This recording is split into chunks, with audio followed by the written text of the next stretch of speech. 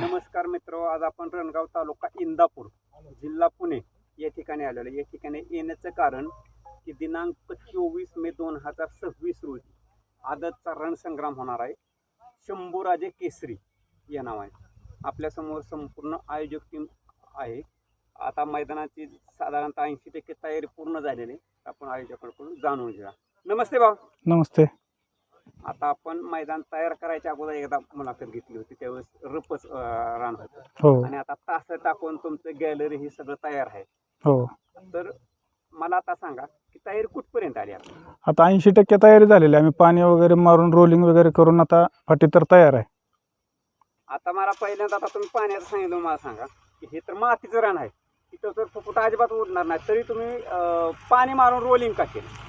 पाणी मारून रोलिंग करण्याचं कारण की थोडा पण फपुटा पण उडून आणि रान जेवढं आवडून येईल तेवढं यावं, की ते 10 जरी गट दाब झाला तरी माती उचू नये, एवढंच आमचं कारण त्याच्या पाठी। आदतला पळण्यासाठी हा, पळण्यासाठी आदतच्या वासरांना त्रास होऊ नये यासाठी आम्ही हे नियोजन केलेलं आहे।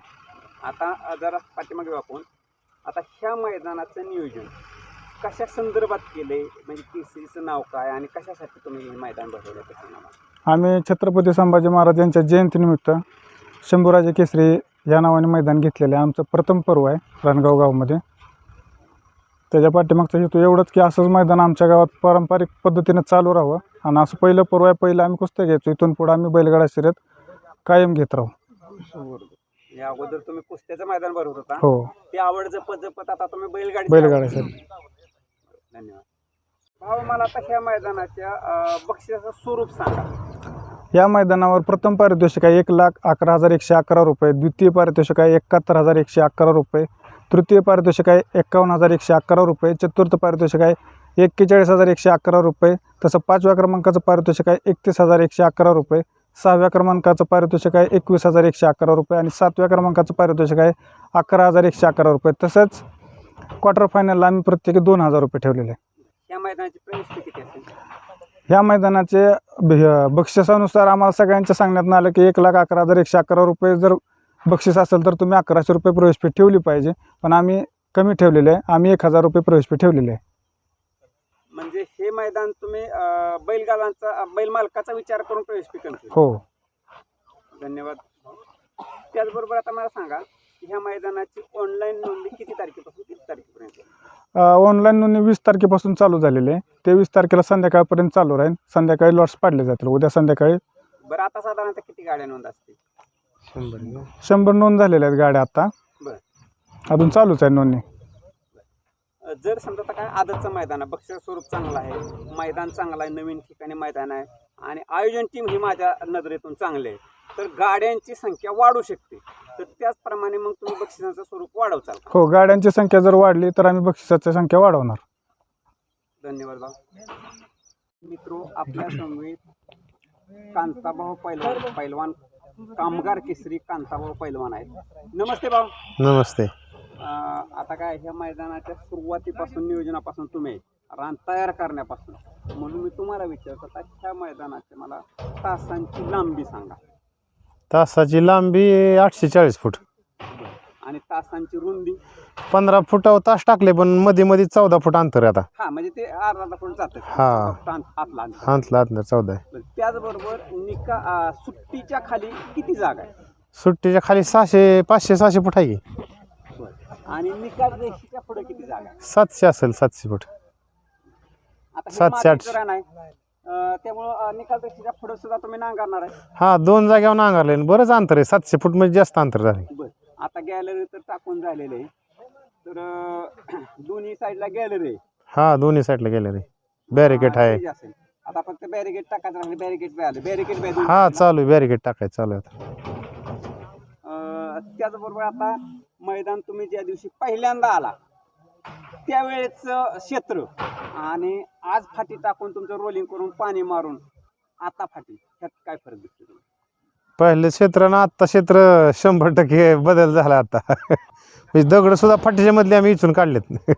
नाही, मला असं वाटलं की तुम्ही जसं कुस्तीचं मैदान तयार करता त्याप्रमाणे ह्या मातीवर सुद्धा तुम्ही काम केलं. नाही, कुस्ती जशी मातीत खेळायची तशी ही सुद्धा खेळ मातीतलाच आहे.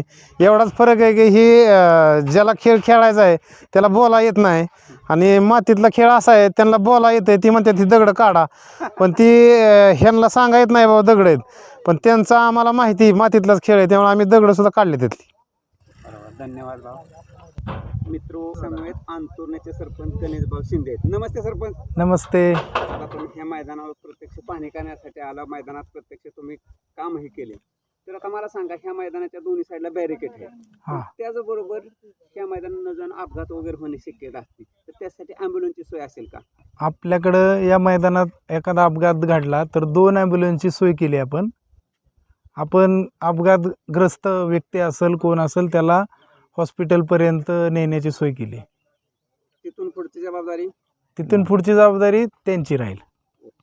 त्याचबरोबर आता काय उन्हाचा तडाखा वाढतोय, तर म्हणजे बैलांच्या पिण्याच्या पाण्याची सोय केलेली आहे का?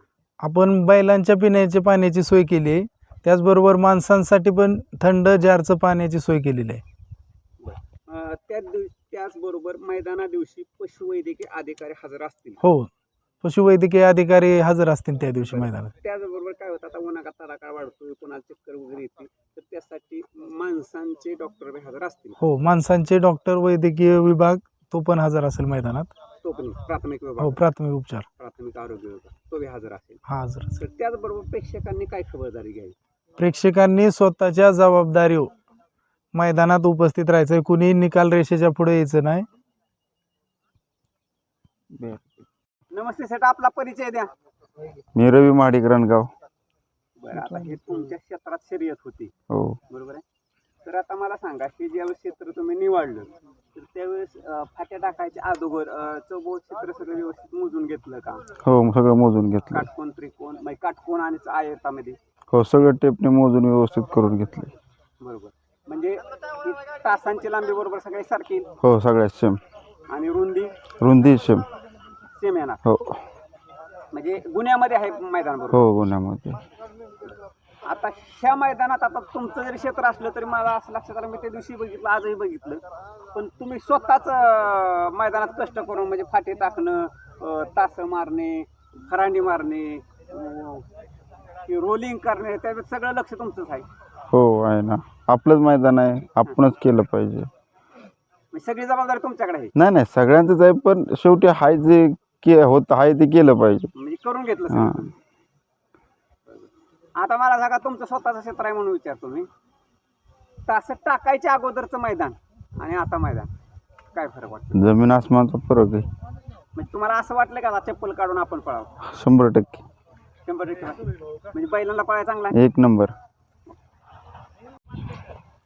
भाई, आता ह्या मैदान तुम्ही बघण्यासाठी आला, तर तुम्ही ह्या मैदानात जास्तीत संख्येने बैल मालक उपस्थित राहण्यासाठी काय आव्हान करा? बैलगाडा मालकांना एवढंच आव्हान राहील की इंदापूर तालुक्यात मोठ्या प्रकारचं मैदान आणि भव्य असं मैदान रणगाव नगरीत आत्ता तयार आहे. आयोजन नियोजन तुम्ही पाहतच असाल की प्रत्येक गोष्टीची काळजी घेतली जाते. बैलगाडा मालकांना कोणत्याही प्रकारची अडचण येणार नाही आणि शिस्तबद्ध मैदान पार पडेल असं आयोजन आमचे मित्र रणजित भैया पवार यांनी मैदानाचं आयोजन केलेलं आहे. तरी मी सर्व बैलगाडा मालकांना विनंती करीन की तुम्ही नेहमी बैलगाडा मैदानावर तुम्ही जास्तीत जास्त प्रमाणावर येऊन इथं सहकार्य करावे आणि एकदा तुम्ही बी असं आयोजन नियोजन होईल. बरं, मला तर असं दिसतंय की इंदापूर तालुक्यात माझ्या मते पहिलीच गॅलरी आता मैदानासाठी. हां, इंदापूर तालुक्यातलं पहिलंच मैदान असं भव्य मैदानाचं तुम्ही नियोजन बघतच आहात की कसं नियोजन आहे. नमस्कार अनिकेत भाऊ. नमस्कार. महाराष्ट्रात तमाम बैल मालकांना नोंदणी संदर्भात काय आव्हान कराल तुम्ही? नोंदणी 20 तारखेपासून चालू झालेली आहे. अशोक, 20 तारखेपासून पुढे चालू झालेलं आहे. तरी 23 तारखेला संध्याकाळी 6 वाजेपर्यंत आपण नोंद घेणार आहोत. बरं, आता शेवटच्या दिवशी सगळी नोंद करतात, हां, त्यासाठी काय सांगाल तुम्ही लोकांना? त्यासाठी अगोदरच सर्वांनी नोंद करून घ्या की जेणेकरून काय होतं, नेटवर्क प्रॉब्लेम, सर्व्हर प्रॉब्लेम चालू होत्या, त्या अगोदरच सर्वांनी नोंद करून घ्या. नमस्ते पहिलवान, आपला परिचय द्या. संदीप अरुण भोसले. बरं, आता मला सांगा की हे मैदान तर व्यवस्थित सगळं तयार केलेलं आहे. हां हां अगोदर मी विचारले, पण परत आता ही शेवटची फायनल बाईट आहे म्हणून विचारतो की हे मैदान महाराष्ट्र शासन व अखिल भारतीय बैलगाडी संघटना यांच्या हां. नियम अटी शर्तीनुसार असेल का? 100% असणार. त्यांच्याच आधिपत्याखाली असणार. त्यांच्या हां. आतिपातिकात. धन्यवाद.